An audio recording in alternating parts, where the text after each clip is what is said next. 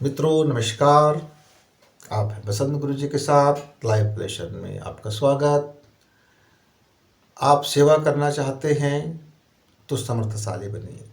आप समाज की कल्याण करना चाहते हैं तो समर्थशाली बनिए। आप अपने घर की को ऊंचा उठाना चाहते हैं तो समर्थशाली बनिए। आप मानवता की सेवा करना चाहते हैं तो समर्थशाली बनिए। क्यों? क्योंकि कमज़ोर व्यक्ति अपना ही सेवा नहीं कर सकता, वो दुनिया की सेवा भला क्या करेगा। जो व्यक्ति खुद खाट से नहीं उठ सकता वो दूसरों को भला क्या दौड़ाएगा। जो व्यक्ति अपनी अपनी मनोदशा नहीं समझ पाता वो दूसरों की मनोदशा क्या संभालेगा।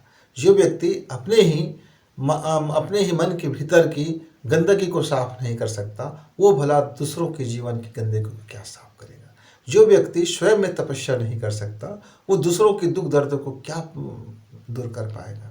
मित्रों, इसीलिए मान लीजिए आपको 1 करोड़ का मदद करना है और आपके पास आज जेब में फूटी कौड़ी नहीं है और आपकी मन बड़ा है कि मैं इस संसार को, इस समाज को, इस देश को, इस दुनिया को, अपने देश को, अपने राज्य को 1 करोड़ का दान कर दूं, पर आपके पास तो जेब में फूटी कौड़ी नहीं है, तो फिर आपका ये सोचना बेमानी हो गया। फिर आप कैसे सेवा कर पाएंगे।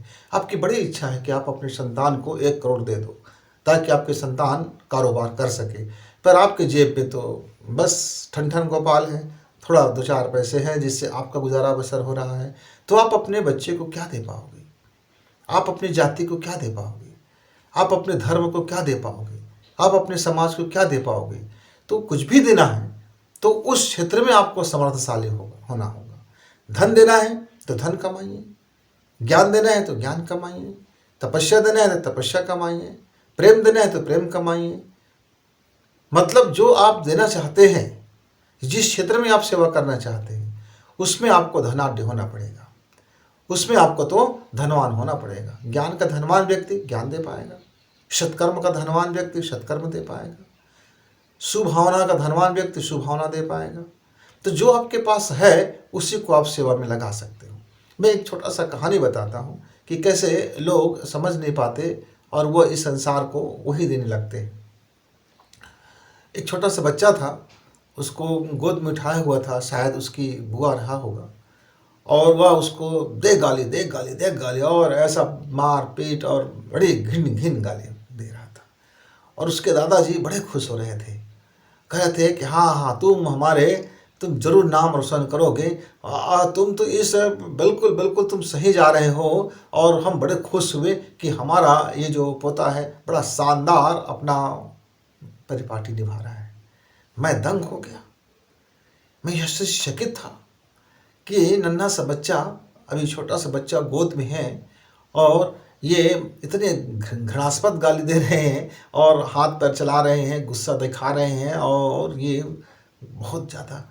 फिर मैंने सोचा कि ज़रूर कोई बात होगा कि इसके दादा को अपनी छवि दिखाई दे रहा है। मालूम हुआ जब मैंने बैकग्राउंड पता किया तो बताया कि यह घर परिवार जरा गुंडे, मवाली, बदमाश, मारपीट और दुनिया को तंग करने वालों में से एक है। बड़ी बाहुबली लोग हैं। तो एक बाहुबली अपने संतान में वो जब वो गुण देखता है तो उसे खुशी महसूस होती है। वो संसार को ही दे सकता है जो उनके पास है।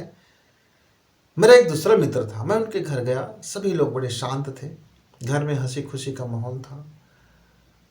और उनके घर में एक व्यक्ति आया, उसने कहा कि अपने गांव में एक चबूतरा बनाना है, इसके लिए हमको चंदा चाहिए।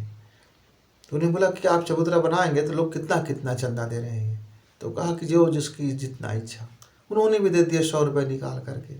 100 रुपये निकाल के दिया। चंदा लेने बोले कि बस 100 रुपये, आपके पास तो बड़ी पूंजी है, आपके पास तो बड़ा धन है, आपने केवल 100 रुपये दिया। तो मेरे मित्र ने कहा, देखो आपको लगता है कि मेरे पास बड़ी पूंजी है, मेरा धन है, बहुत बड़ा है, लेकिन ये आपके लिए नहीं है। ये जितना भी मैंने कमाया है वो मेरे अपने लिए है। मैं इसमें से केवल आपको 100 रुपये दे सकता हूँ।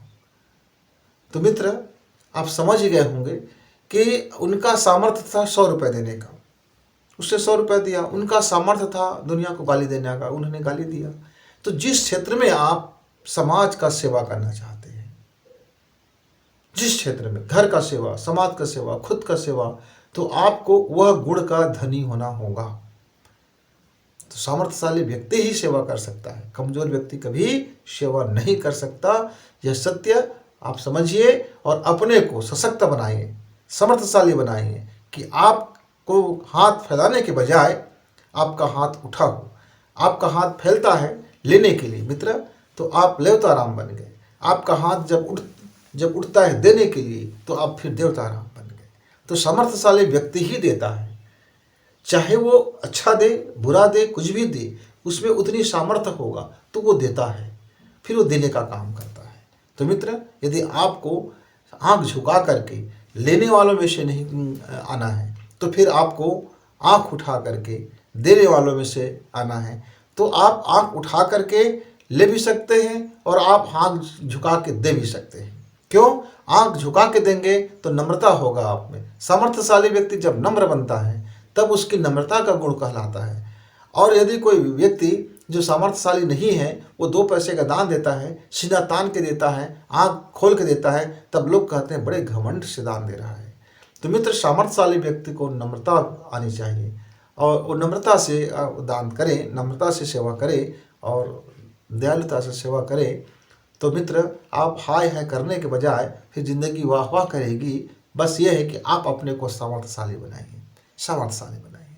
तो मित्र, हम मिलेंगे, तब तक मुझे उम्मीद है कि आप धन से सामर्थ्यशाली बनेंगे, मन से सामर्थ्यशाली बनेंगे, तन से सामर्थ्यशाली बनेंगे, जीवन से सामर्थ्यशाली बनेंगे, भावना से सामर्थ्यशाली बनेंगे, प्राण से सामर्थ्यशाली बनेंगे, ज्ञान से सामर्थ्यशाली बनेंगे, तपस्या से सामर्थ्यशाली बनेंगे।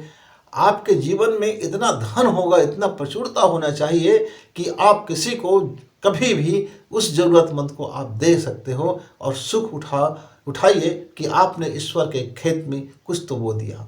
आपने इस ईश्वर के विराट संसार में आपने कुछ तो सेवा किया, आपने कुछ तो सेवा किया। आप धरती के बोझ नहीं हो, बल्कि आप धरती की सेवा करने वालों में से हो। यह संतोष, यह एहसास से जब भरोगे तो जीवन में बड़ी तसल्ली होगी, जीवन में बड़ा सुकून आता है मित्र। तो फिर मिलेंगे, तब तक नमस्कार।